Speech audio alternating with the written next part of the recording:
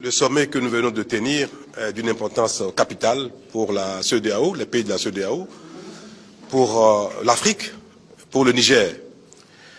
Notre motivation, la motivation essentielle des organes de la CEDEAO, notamment de la conférence des chefs d'État, c'est de protéger le droit, de protéger les droits de l'homme, de protéger la démocratie, la bonne gouvernance pour l'intérêt, pour le développement de nos pays.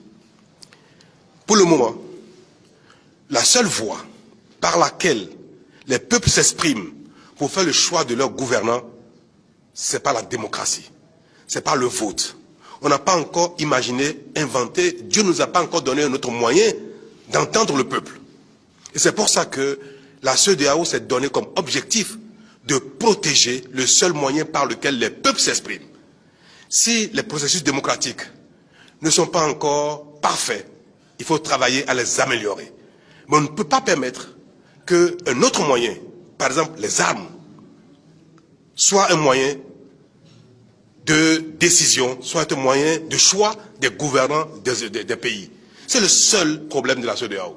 Et c'est pour ça que nous disons, en aucune manière, la CEDEAO n'acceptera que les coups d'État deviennent le moyen essentiel, le moyen unique, le moyen par lequel les gouvernants des peuples, des communautés humaines doivent être désignés. Nous n'avons pas d'autre objectif parce que nous savons que le développement passe par la démocratie, passe par l'écoute du peuple, passe par la voix du peuple. Si nous laissons faire, notre sous-région va être désintégrée. Si nous laissons faire, le Niger sera désintégré. Il faut que les communautés, les divers organes qui gèrent le Niger s'entendent quand il y a n'importe quoi pour que dans le dialogue, ils règlent les problèmes et non pas la force et non pas les armes. Cela est valable pour le Nigeria, pour le Bénin, pour le Sénégal, pour tous les pays, y compris les pays du monde entier. Et le monde n'est plus à cela. Le temps où les armes, la force règlent les conflits, ce temps est révolu, ce temps est dépassé. Et c'est pour ça que nous avons décidé aujourd'hui, après avoir tenté par tous les moyens de négocier avec les putschistes, nous avons décidé que si nous n'avons pas le choix, ce sera par la force que la mauvaise force sera vaincue. Nous avons décidé que malgré que nous ayons pris cette décision d'aller par tous les moyens, y compris la force, de laisser une porte ouverte. Il est encore temps pour ceux qui sont là aujourd'hui, ou tout à l'heure, ou demain, de se retirer pour que ce ne soit pas par la force qu'on leur fasse entendre la raison.